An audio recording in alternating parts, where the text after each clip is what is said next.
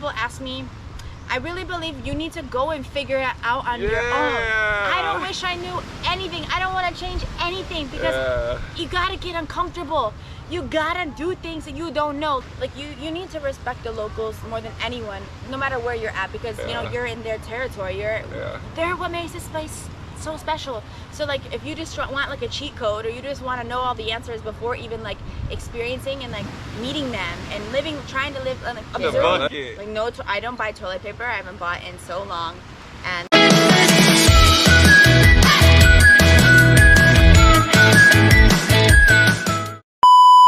so guys, we're here with Vanboys because what we're gonna do, we thought that we're two Americans and we both get a lot of questions asked about like our lifestyle, and they want to do similar things to us and take that leap. So we're asking some questions, answering some questions that you guys ask us all the time. So these are gonna be our top 5 questions. We're back. I feel this is like my first time that I do like videos like this, so it's all like serious. You know, normally I'm just like, or not actually serious, but you know what I mean? Normally I'm just like vlogging. Because you guys, oh my gosh! We're gonna answer the top 5 questions asked. We both get asked these same repetitive questions, and the first one being, why did we leave America? I'm from Arkansas. Michigan. And why did you leave America? I don't know. Yeah, so I left America because I'm originally from Michigan, and I grew up there, and when I was 18 I decided to move to Miami for school. And I knew I wasn't meant for Michigan. Michigan, everybody's white, American, all the same, very close-minded, and most people do the same thing. They do the same thing every day for the rest of their lives, you know? And for me, I knew there wasn't that. My sister's handicapped, she has special needs, she can't even walk. So for me, I want to be able to take, you know, learn a lot and take up, like, you know what I mean? I don't want to take anything for granted. I want to be able to go explore and everything like that. So I knew I wasn't right for Michigan. So when I moved to Miami, everyone there was from Latin America, other cultures, and that like instantly opened up my eyes to like what else is out there. Everything they told me about other cultures was like a lie. You know what I mean? I feel like they tell us like other cultures are bad and like we're the biggest best. thing in America. They scare you. They scare you because they don't. They don't want you to see this. They don't want you to see how beautiful this life is, and our culture is like just. Americans, we're very brainwashed, you know. My dad has never left the country as like a 55-year-old man. Only on a cruise ship, but that don't count. Yeah, that he's never left the country for real. So. Wow. And he's scared. I'm going to all these countries. He's like, you're gonna get robbed. You're gonna get kidnapped. You're gonna like, no, no. That's just what they want you to think. Like you and not everyone else who's like not American is like so happy for me here, and a lot of my American friends are happy, but they think it's impossible. Or like how, who, what? Like they have all these negative questions about it. Where you know what I mean, like. Yeah, so that my why is I was living in a van and I saved up a lot of money working. I worked one winter and one full year, so like 14 months, and I was like, okay, it's winter again. I have a lot of money. What am I gonna do in America? I don't want to live in another winter van, so I left, and it was just gonna be for 2 months in Thailand and then come back and continue my American life. But little did I know, I would never ever want to come back once I figured out how the real world is. Exactly, exactly. So that leads us into question number 2. Why or what? Why the Philippines? Yeah, why the Philippines? Especially you. Have you stayed here the whole time? Yeah, that's crazy. So I'm a little bit crazy because I'm from Michigan. I've been here for now 2 years. So I spent 4 years in Miami, and now I've been here 2 years, and I've been specifically in Siargao. So that's gonna get it. We're gonna answer that later also. But like, why the Philippines? Yeah. So I was studying still in Miami, and I was also I grew up a competitive gymnast, and I did competitive CrossFit. So I was also coaching CrossFit, like fitness instructing. And there's a group chat on Facebook called Women Who Do CrossFit, and it's most girls just posting fitness stuff, you know what I mean? And then one day, the owner of this CrossFit gym here posted that there was a typhoon that hit Siargao, and their business has now been rebuilding for 7 months. They're ready to open probably 2 months, and for their grand reopening, they wanted to hire another coach. And so I kept scrolling past the post. I said, I can't move to Asia. Are you kidding me? Like, Philippines? Siargao, I didn't even know how you pronounce it. I was like, where is Siargao? And yeah, and then, you know, something just felt right. I felt it in here, and I was like, let me just reply to the post, and then if they even reply to me, I'll think about it, you know, like don't waste my time thinking yet. And of course, one thing led to another. I started researching Siargao and blah, blah, blah. It was like... Damn, that's cool. Yeah. That's crazy. Okay, mine's different, I guess. I just went to Thailand, and then I couldn't stay. I stayed in Thailand for 6 months, and I couldn't stay there any longer. Visa. So I was like, yeah, and I miss America. I thought I missed America, but I was like, I don't know where else to go that's gonna be like this. And I was like, what would I do in America? I would be playing basketball at the beach in my van. So I was like, where's a place that has beaches and basketball? And the Philippines popped up. So I came here for basketball and beaches, and then fell in love with these people, bro. I love the people. Like that's the main reason. Yeah. Damn, they're so nice and inviting, and you just have to experience it, because it's like the opposite of America. Everywhere you go, they want to give you drinks, give you food, wants you to talk to you, like you feel so loved, and like, it's different. It's incredible. In America, everyone is like for themselves, because they teach you that you need to be on top, and in order for you to be on top, you have to be, or somebody has to be under you, you know what I'm saying? Here, it's the opposite. It's like, we're gonna get there together, and you're like, duh, it's easier, faster, happier, better, level. Together. Like, why would they teach us, like, that I need to be the, you know what I mean?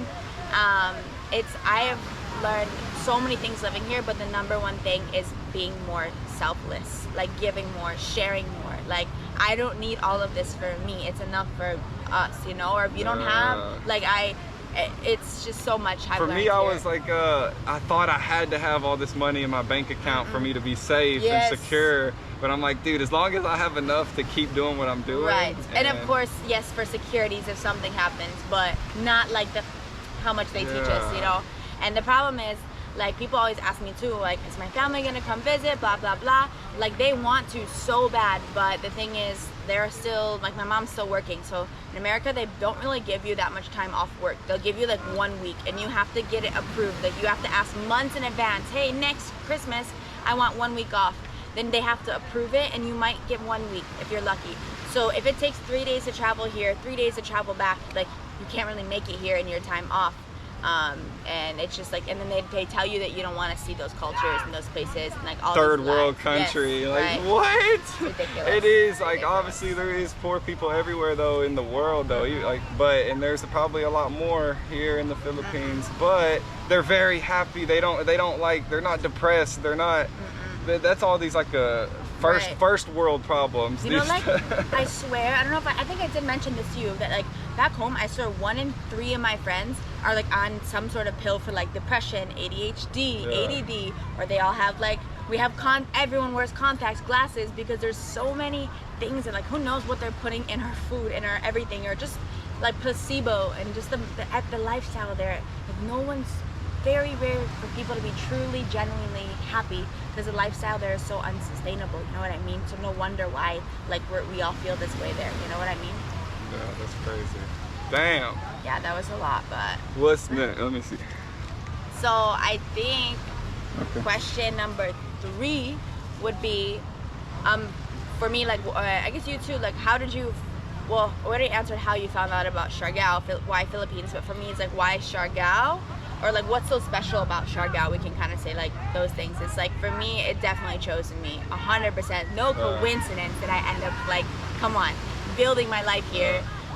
But it's the reason why is the people and the quality of life, hands down. Like, don't get me wrong, this island is beautiful, but there's a lot of beautiful places that I've seen. I don't know if it's true, Maldives, blah, blah, blah, but like the people, especially here. I've been in other parts of the Philippines and they're so amazing too, but I just feel like here, especially, something's different. It's like magical or something. Magical, like, because the quality of life, it's so simple, you know. I mean, it's a lot of places like that, but sometimes it's a very island life, and you mix that with like the surfing lifestyle. And people are proud to be, they're proud to be from Siargao. So like, they realize how blessed they are. Because in the Philippines, I realize a lot of people, you live in the same house that your parents live, that your grandparents live. Like, you just grow up and that's your house. So all these people, their great grandparents have lived on this island too. So it's like a tradition of blessed and gratefulness. And what's so cool to me is it's so small that like everybody knows everybody to some extent, or like your family, like you're somehow almost all related in some 100%. So it's so cool that you literally see, you're with the same people that you've grown up with. And you know, my family, I barely see them. Like my aunt, my uncles, we see each other once a year back home because everybody is so busy. Yeah, same. Here you see each other like every day. You really have like true bonds, and it's just, you know, they appreciate so the little things. Yes. Filipinos taught me how to appreciate the little, which are like, like, that's everything though, like this sunset and this ocean. Right, and how to, yeah, it's for real. Man. And what's really important in life, you know, like I will walk around with holes in my clothes, does not matter. Like, you know, for things that I would be judged for in the States. Don't get me wrong, I still did it there, but I was judged for it. I didn't care. But here, like, it's not, it's normal. Like, you know what I mean? Nobody's, everybody's on the same judgment. level, and it's, Right? if you are judging, then you're weird. Like, Yeah. you're the weirdo For if you're real. judging, because it don't But I happen. really believe, like, the locals here are so special. So special. Yeah. You know, they were born here. And then the people who choose to stay here, I believe the island chooses them, you know, and there's very special people who stay here for a long time or who like reside here. Maybe they're not originally from here, but there's something special about this island. It just, you know, shoot. and I've really learned from my friends, for example, like I have almost all my friends are locals, and I've been able to like live with them sometimes and just really experience like a completely different lifestyle than you know, just only showering with tabo and only, you know what I mean, like That's a bucket, right? A bucket. The bucket. Like no, I don't buy toilet paper. I haven't bought in so long, and just so many things. I ain't there yet. I ain't there yet. You don't know how it works. He has to learn still. You can Google that. You can Google that. Ask You don't want to teach me? No. But yeah, like I've really been able to dive into the culture and just being like, wow, like it's special, you know, like, and I don't think everybody can do it, but yeah, it's really cool. Because let's get into the best and worst things. Yeah, so like the worst things to normal people would be a blackout, a brownout. My first weeks in Philippines, I hated them. But then like, you start to realize that it, like the Philippine people, they said they love when it happens, because then that's when you go outside, you talk to your neighbors, you get connect. It's like actually, you know, we don't love it, but we do have scheduled brownouts. There's one on Sunday actually, and usually they're 12 hours. I think this one's even crazier, longer, for them to be able to fix the, like, try to improve electricity. So on brownouts, it's really fun because like if you go in your towns, like my friends will go and like, you know, play card games. No one has phones. Like it literally, you know what living here feels like? Feels like I'm in a dang history book. Yeah. 2,000 years ago, did they tell us this happened 2,000 years ago? No, it's happening now. And guess what? We're all living just fine. Look how happy we are. You know what I mean? Like, and it's so cool. I'm like, dude, this is the stuff we learned like about. A Lamborghini or a Gucci jacket. Like, who needs, they would not. it looks stupid. They would not like it. Yeah. Right? It looks Like, stupid. we're not even gonna get into that. But yeah, so the pros and cons. I try to think about this because I do get asked a lot.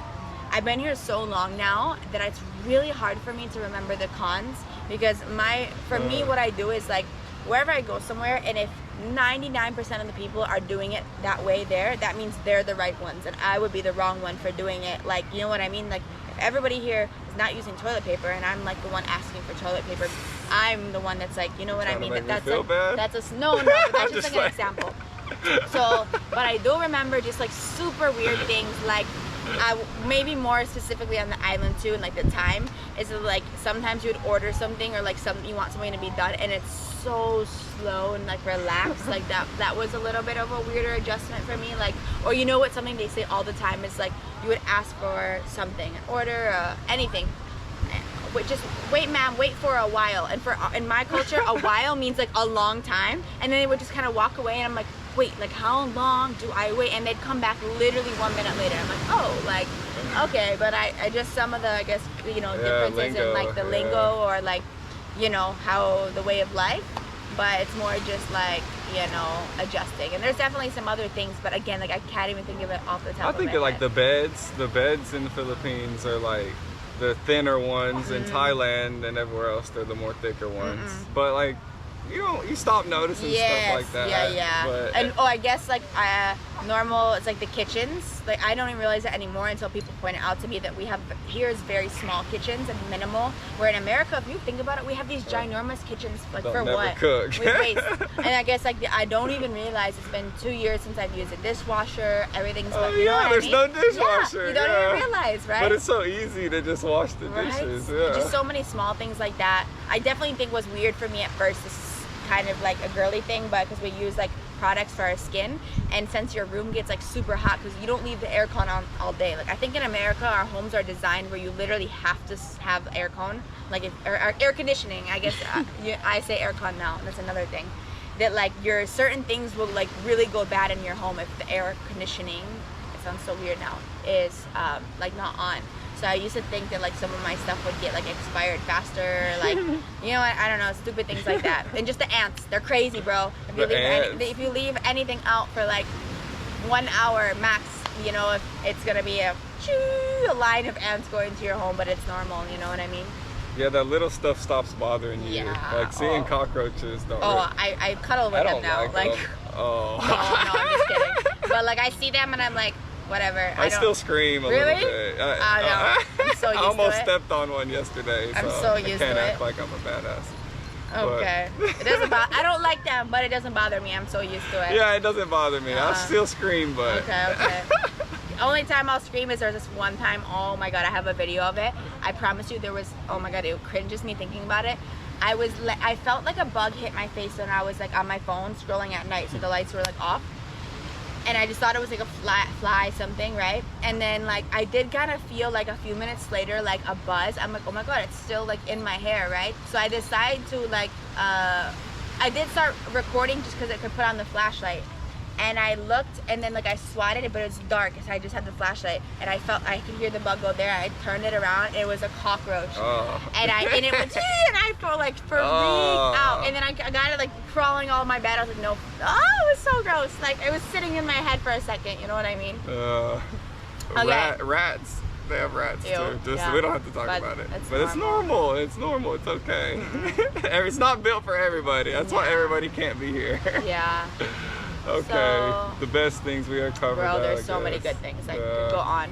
And then one more question is like what we wish we would have known before coming.